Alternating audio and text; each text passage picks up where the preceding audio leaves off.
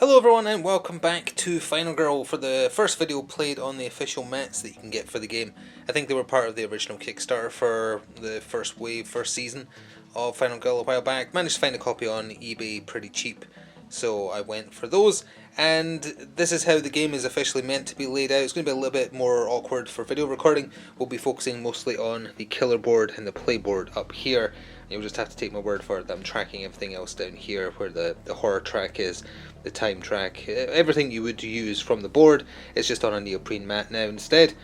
And today we're going to go up against the Poltergeist in Creech Manor. Last time we were successful in Creech Manor against Hans. Let's see how we do against the killer that comes with that area, as well as playing as one of the Final Girls that comes with the Creech Manor set. Her name is Selena. If I call her Selena at any point, I apologise. This is who we'll be playing as. She only has 4 spaces for upgrades before she activates her Final Girl power. And as per usual, we've got our basic free card starting hand down here. Place for the dice. This is the shop over here that we'll look at when I'm spending. There's room for stuff in hand, for our backpack. Where the dead go is just over to the side here. And I haven't fully finished the setup yet. I've got the miniatures here painted though. This is the Selena miniature. This is the Poltergeist, and the Poltergeist is a different killer in the sense that you can't actually defeat them with blunt force violence. They cannot die, they're already dead. And they can certainly hurt us though. So our goal in this setup is that we need to find Carolyn. Carolyn or Carol Ann? I can't remember which the parody name is and which the actual name from Poltergeist is. She's a little girl, she's lost somewhere in the house. We have to find her, and we may also have to find her teddy bear depending on how things go. And we just have to get her to one of the exit squares and we win. That's how you defeat the Poltergeist. You get out with the little girl you were babysitting.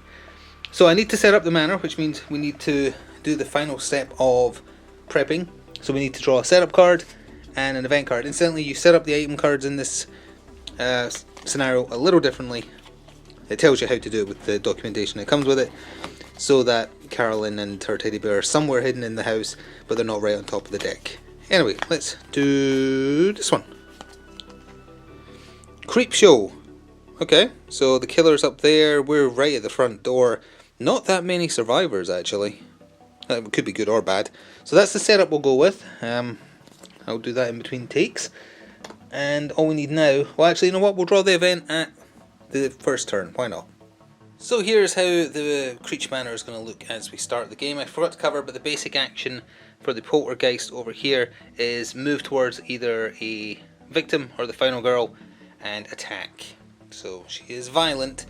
She gets her dark power pretty early on as well. So we'll see how that goes. That's the bottom card that you flip for her. Other than that, there's 3 places to search. There's the garage, the closet, and the attic. And we know there's a knife in the garage, a candle in the attic, and a crucifix in the closet, which is currently where the Poltergeist is, so you don't really want to go there. But we are ready to start. Turn 1. You start the horror track on 3 for the Poltergeist. You start with 6 time as per usual. We're just rolling 2 dice. I'm just going to remove the rest for now. And we're just going to start playing.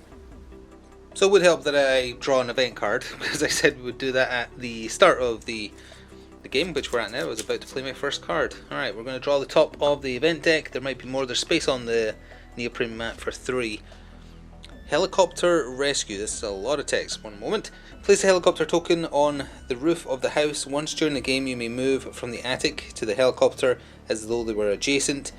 Any victims or Carolyn, which is the little girl we're looking for, may be saved. Unless you've saved Carolyn, you must return to the attic and the token must be removed. The helicopter is not considered an exit space. Alright, so there's a helicopter sitting on the roof of the house for some reason.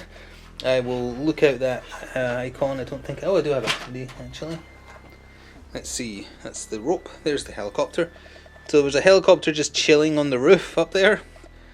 And once, and only once, we can use it to get some survivors or Carolyn out.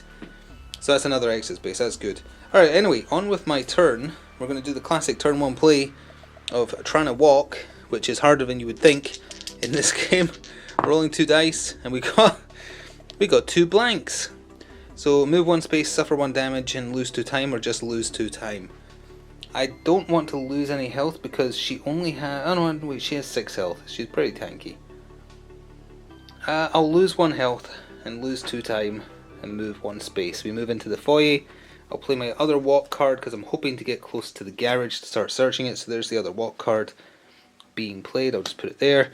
And hopefully you can see these rolls happening. A success and a conditional. We'll just take the... No, you know what? I want to make it a success. Double success rather. So I will get rid of short rest and weak attack because we're not going to be attacking anyway. Although I think the poltergeist can summon like constructs to attack you. So that means we can move twice for 1 time. We're going to move into the garage. And that's my turn. I'm banking both focus cards, which is fine. We ended with 3 time remaining. And that means we can go to the shop and buy some cards. So with only 3 time to spare, I'm going to spend 2 of it on a search card because this whole scenario is about searching. And we're going to buy a close call just because it costs 1, so we're not wasting any points leaving them on the table.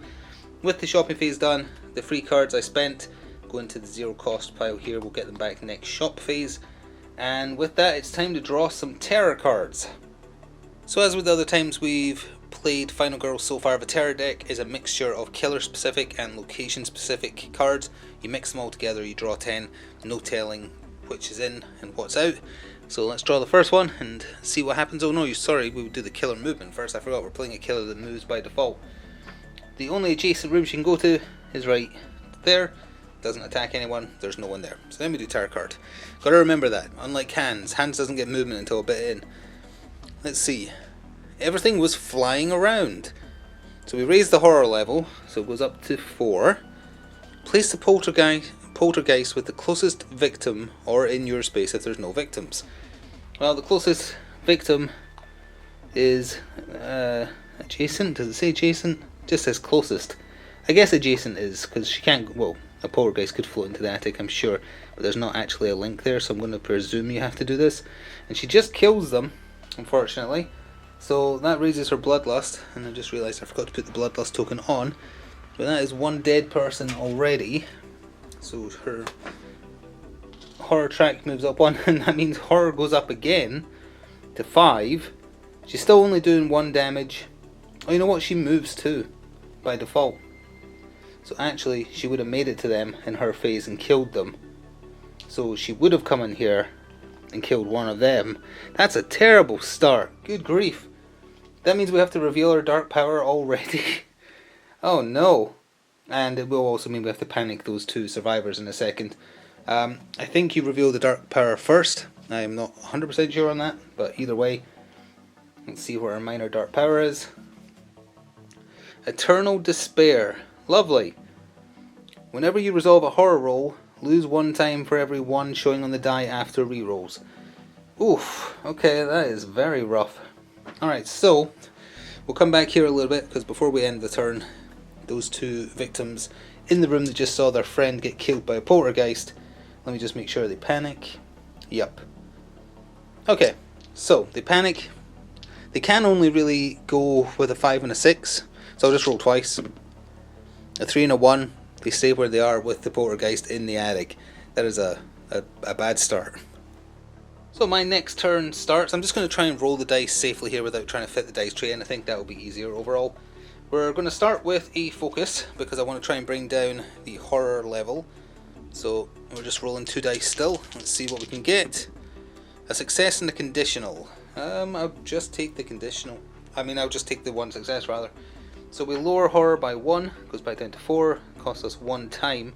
And then I'm going to try and repeat the feat by doing it again, because that was a bit of a rough one, having it raised twice. So let's see. I've killed the meeples. That's why you don't roll like that. So that was 2 in there, 1 in there, 1 in there. We did get 1 success again. I'll take that. Horror goes down to 3, time goes down to 4, and then we'll do a search, because that's the whole point. That's how we win this one. So we're playing a search to see what happens. Still just rolling 2, but I do have a reroll in hand. A conditional and a fail. I'm going to spend 2 time to reroll all dice with close call. So that gives us 2 time remaining. Come on. A success. Perfect. So 1 success is take the top item card of your space for 1 time. So we are in the garage, which means we get a knife, which isn't particularly relevant, but hey, we have to search anyway, and now we have a knife. So we're equipped with a knife. If the poltergeist summons some kind of construct, we do +1 damage to it. It's a one-handed attack weapon.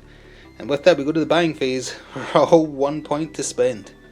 So the free cards I spent in turn 1 come back to me, so that's weak attack, 2 walks and a short rest. Not super relevant for what I want to do. And I don't have enough time left to buy the other search that's in play, so I will simply buy the other close call, because that's really all I can do.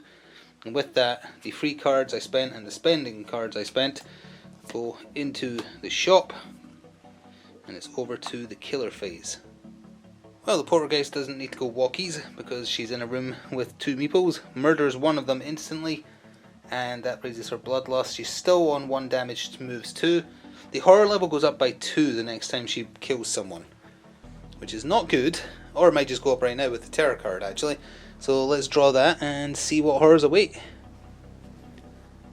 Oh no, minor dark power, unseen forces. If Carolyn is with you, discard and draw the... Oh, she's not. Your first space moved each action phase is panicked. Oh, discard this when you find Carolyn. The first space you move, so say we're moving 3, the first move has to be panicked, which means random, essentially. That's real bad. Oh no, this is going so much worse than last time. But at least she didn't kill the last person, which means they are going to panic. Speaking of panic movement, and let's see if they... No, they stay in there. It's a 5 and a 6 to get out the attic. They are very much stuck there.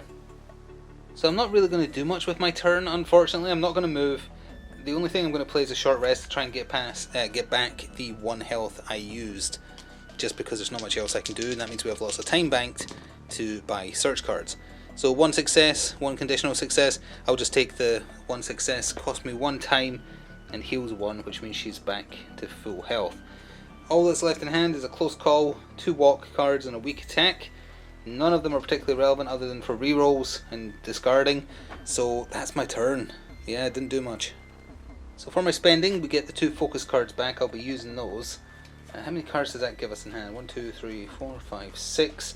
We have 5 time to play with. I'm buying both search cards, and I'm buying close call. So that should be us at 8, was it, or 9? 1, 2, 3, 4, 5, 6, 7, 8, 9. Yep. So our hand is very much full, but at least next turn we can start working towards trying to find Carolyn.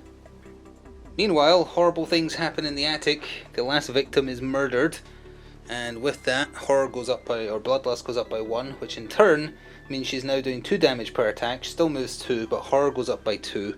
So whoop, it's up to 5, and there's no more victims in the attic. So we draw a terror card anyway, and see what it says.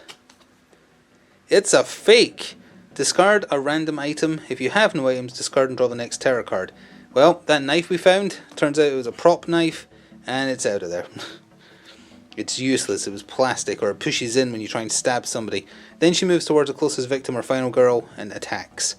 She moves 2, so that would be, 1, 2. She just murdered them too. Oh no. Well, her bloodlust goes up again. She now moves 3. This poltergeist is proving far too powerful. Well, there's certainly a lot of screams coming from the attic, but we're not going to worry about that because we're in the garage trying to find Carolyn. I'm just debating what order to play the cards in. I want to try and bring horror down first to see how lucky we are with that. We're not going to get down to 3 dice roll either way, unfortunately. But we'll play focus to start with. See what happens. 2 conditional successes. 2 conditional successes. We'll get rid of a walk and a weak attack to give us 1 success, so those are discarded. Yeah, I forgot to put that short rest in my spend, or the back in the shop there. So those are spent to give us 1 success to lower horror by 1, brings us down to 4 at the cost of 1 time. I'm going to try and do it again, I think. Yes I am. I'm going to try and do it again. Other focus card is spent. 1 success, I'll take it. Goes down to 3, costs us 1 time. Put those in the played cards pile, which is out of focus. That's why I'm playing it here, because it's out of camera otherwise. So now here come the important ones. 2 searches. Starting with this one, we have close calls, 1 conditional and 1 nothing. We'll play close call and we'll eat 2 time in order to reroll both. The exact same result. Arg. What can we do with no success or one or no successes? It would cost us 2 horror levels in 2 time. I'm going to play the other close call because either way it's going to cost me 2 times, so I might as well give myself 2 more rerolls. Or 1 more reroll of both dice, I should say. Okay, there, finally. We'll take the 1 success, take the top item from your area. We're not allowed to check it yet until we see... It's a gun! That's not going to beat a ghost. Old house, old gun, of course. 1 damage, 1-handed. The old revolver may only modify the weak attack action card. That's useless for so many reasons. But hey, we have a gun. It'll probably end up being a prop gun. So that is not Carolyn, obviously. Well, I'm going to play the other search card. I need those back in the shop to recycle in anyway. Oh, I hit the camera in annoyance. Sorry about that. And I also rolled a 1. Which means it would cost me more time, but I have no time to give. So it's down to my turn forcibly ends, but it was over anyway.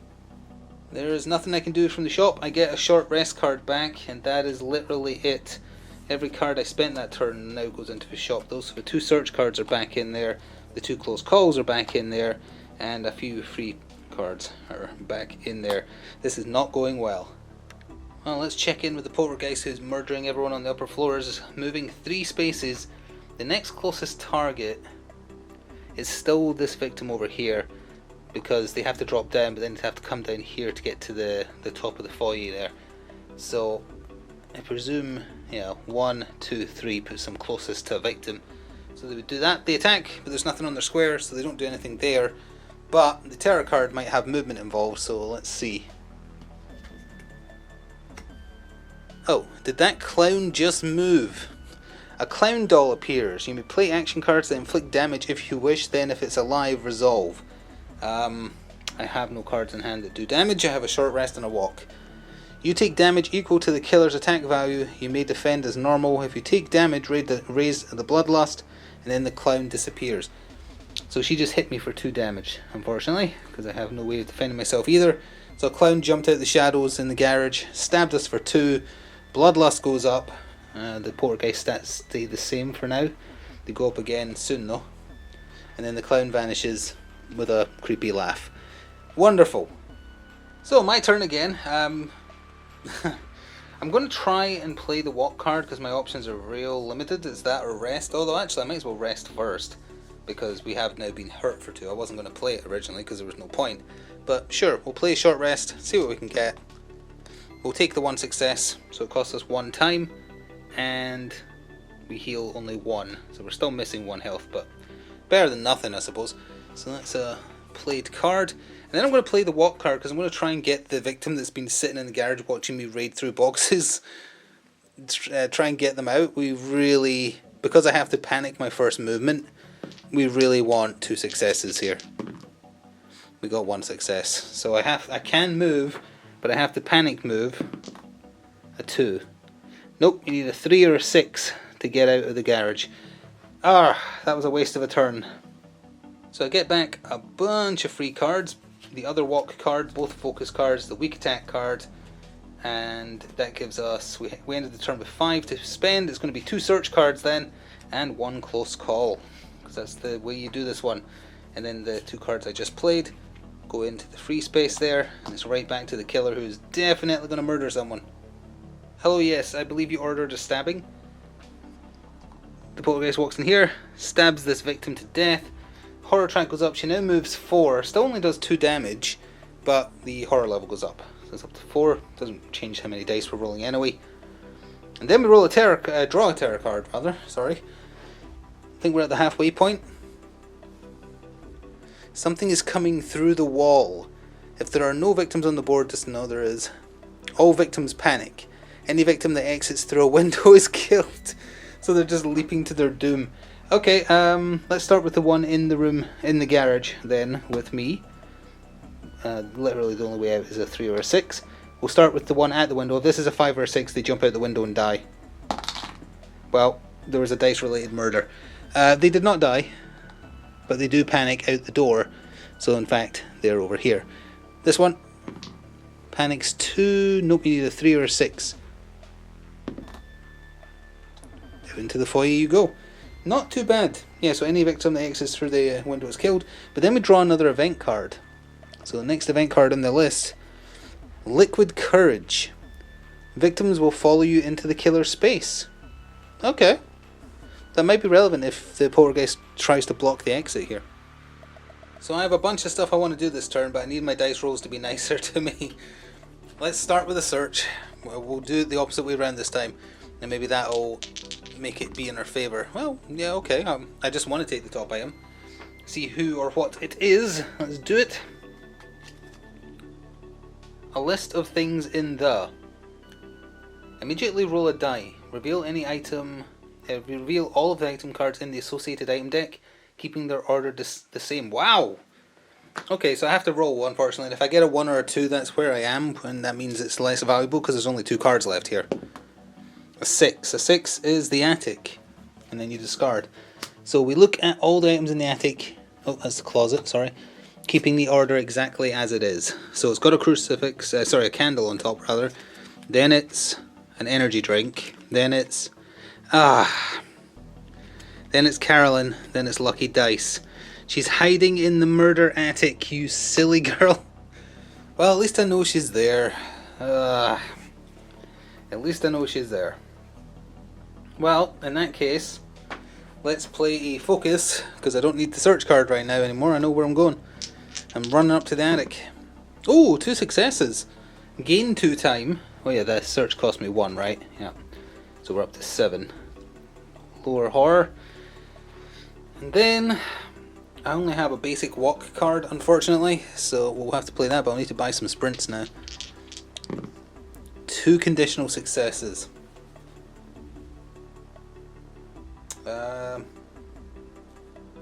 Let's get rid of... I'd have to get rid of my... No, I'm going to play Close Call. I'll spend the 2 time to try for a reroll. So we're down to 5 time. Got a success. But I also got a 1. Which means Bloodlust goes up, right? Sorry, no, I'll lose a time, sorry. But we panic, because it's only 1 movement. Oh, perfect. No, it wasn't perfect. It needed to be a 3 or a 6, not a 5. I'm stuck there. I'm just going to wait then, I think. Although, actually, if I do well on a focus play...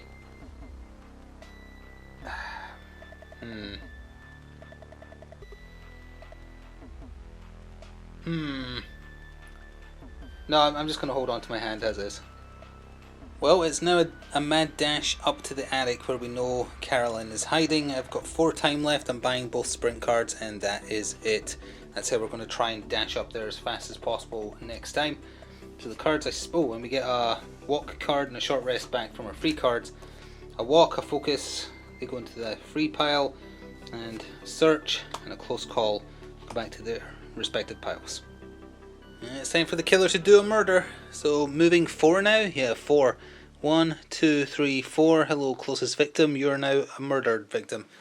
She's now doing 3 damage and moving 4, and any further bloodlust level that raises, you take damage and then you discard the next terror card. So it gets you to the finale even quicker. Oof. Okay, so speaking of which, terror card time. Sort that card there, must have knocked it a little bit. Terror card. The windows and doors just slammed shut. If you're inside, you may not move during your next action phase. If you're outside, you can't come in. Well, I can't move. It's not going to be a very eventful turn, but we do draw another event card. Ghost Hunters. We had this one last time. Replace the 3 victims closest to you, or as many as you're able, with these special victim meeples. These are not allowed. I will not follow you until one of them has been killed. And it's +1 bloodlust each time one of them does die, which I did forget a couple of times last game. You know, I'm not going to bother replacing the meeples because there is only exactly 3 left. They're the Ghost Hunters. It's just bad stuff that happens when they die. Well, given that I'm stuck twiddling my thumbs for a turn, not allowed to move, I don't have many cards I need to play. I'll play a focus just to try and bring down the horror level again, because why not? Ooh, I could make it a double success if I wanted to. Yeah, we're going to get a walk card back anyway. Let's get rid of walk and weak attack. Discard those two, which means we get the best. We have 2 successes, so we gain 2 time, which would put us up to 8 actually, and lower the horror level again. If we can get the horror level down one more time, I'm rolling 3 dice. Unfortunately, I can't do anything about that this turn, so I can't play either sprint card. I guess we'll play the short rest because I am still missing 1 health, and the Poltergeist is doing 3 damage now, and is about to do some free damage to me when they max out their bloodlust. And conditional success. I pretty much have to take the no result, which means we do heal 1. Horror level goes back up by 1. I lose 1 time, but I also lose another time because I rolled a 1, and my turn immediately ends. But it was my end of my turn anyway. So we have 6 to spend, and we also get that walk and focus back for free. I'm going to buy the search card for 2, which leaves us with 4. We'll buy both close calls for a total of 2, that leaves us with 2. And I'll buy a guard, assuming I have enough room in my hand actually. Let me just count. 1, 2, 3, 4, 5, 6, 7, 8, 9. Yep, we're good. So yep, that is what I'm spending, and then those cards I just used in that turn, all those free ones, they go into the shop for next time. Unfortunately, now we have to see what the Poltergeist does. Well, this is where things get very spicy. She only needs to move 2 to get to the foyer and kill this one of the ghost hunters, which means bloodlust would go up by 2. So we take a total of 2 damage. I presume it's just 1 damage, because on her track, actually if we just come this way a little bit, it just says damage, it doesn't have the number next to it, so I presume it's 1 damage. But we do get hit twice, because it goes up by twice. And we discard the next terror card, which means we discard 2 of them. So I'm just not even going to look at them, they just get discarded. And then we draw a terror card. I think there's now 2 left. Yeah, 2 left. So let's see what horrors await here. Unstoppable Evil. Roll a die. Okay, I'll roll it first before reading consequences. 6, that should be good. Take damage equal to your roll. Take damage equal to your roll. You may defend or kill that many victims. If there's not enough victims, you must choose to take the damage. I'll play the guard card then, so I don't die. That'll be good. Thank goodness I bought that. Let's see what we can do. 1 success. We can reduce the damage down by 2, so it comes down to 4, which still gets us to our last pip of health. Unfortunately. Is it really going to just end like that? So we're down to the final health of the final girl. We're going to have to come down here. The icon up here. This has to go as well because I only had 3 other hearts. So we flip this and see if Selena is just dead. No! The final girl lives. She comes back on 1 health. She's rolling +1 die as well for being on adrenaline now. So there is that. I'm not quite dead yet. Alright, we are running on pure adrenaline now. We need to get to the attic, get Carolyn, and maybe we can use the helicopter to escape. We're playing a sprint card. We're ignoring the other ghost hunters, even though... Oh, actually, if she kills one of them, we get damaged. I don't think I can stop that. Let me just check the rest of my hand. Do I have a heal? I don't have a heal. I don't think I can stop her killing them, so I think our game is over regardless because of the damage for the bloodlust track being maxed out. Let's see how it would go though. Well, that ain't a great start. I'll play a close call and spend 2 time to reroll all those dice. 2 successes. We can move 3. Oh, actually, the survivors will follow me into the killer's square, right? Let's do that then. Let's rescue them. 1, 2, 3. We'll save that person. We will lower the horror track by 2, which is one of Selena's powers when you save someone, which means we get 3 dice. So technically we're rolling 4 dice because of our adrenaline. Okay. Then I'm going to play the other sprint, and I need 2 other successes. And we're going to save... Oh wait, I forgot to panic my first movement. Forgot about that. It would have been nothing. So actually we would be here like that because we'd moved 2, not 3. So I'll still play the other sprint and hopefully... Actually no, I'll play the walk. I'll play the walk and hopefully this will balance out. So I'd still be on 3 dice. I'll spend 2 time on the other close call. We need to make this happen. That's more like it. So we could move 2 spaces. We'd panic the first one though. 5, 6, that's actually exactly where we need to go. So then they would be rescued. We'd have 1 more movement and moving back here. So then everything worked out, it played out exactly the same. Unfortunately I just have less cards in hand now. So now I would play the other sprint. And we'll... Wait, I put the other sprint in the spent pile. Yes I did. I didn't play the other sprint yet because that was a sprint and a walk. Now we're playing the other sprint. Oh, and it would be 4 dice.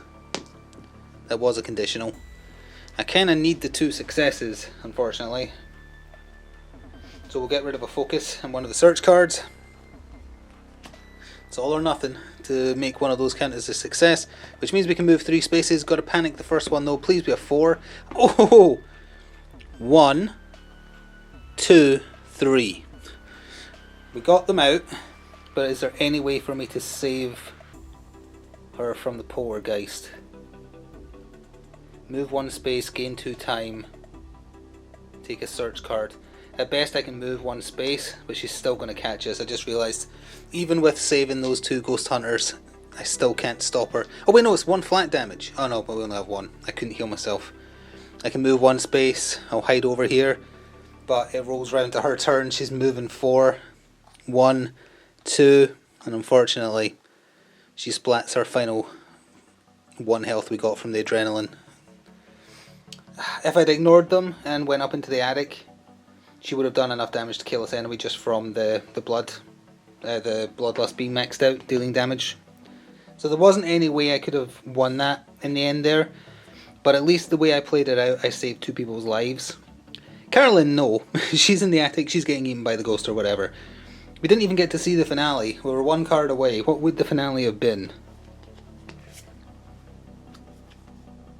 She will soon be lost. That's very true. Draw a terror card. If you're unable to do so, you immediately lose the game. Add 3 terror cards to the terror deck when this card is revealed. Oh, okay. So, draw a terror card. If you're unable to do so, you immediately lose the game. Add 3 terror cards to the terror deck when this card is revealed. Sorry. I'm actually not sure. Well, you do top to bottom, right? So first of all, if there's none left when you flip it, you're done, right? But wouldn't you do that when there is no terror cards? I don't quite understand that card. But the order it's written, because normally you would draw this when there was no terror cards left. I don't know. I guess you would have 3 turns, right? But then, oh yeah, you would check it at every turn, because at that point she actually stops attacking you. That's what it is. That this just becomes like a portal to wherever. She stops moving, she stops attacking, you just draw terror cards, and then once those 3 are resolved, you lose the game. So it gives you 3 turns to do it. We almost did it though, we almost did it. That was a hard one. We figured out where Carolyn, she was just too far away from where we were, and then the damage built up on the poltergeist way too quickly, unfortunately. That is a fun one though, it's fun having to work around that. And we got some neat event cards there too. But the poltergeist wins this one, so that's going to do it. Thank you very much for watching. I hope you enjoyed. I think this one was a little bit shorter as a result of just some really, really bad luck there. Nevertheless, I hope you enjoyed, and we'll come back again in the future for more. Until then, it's that for now.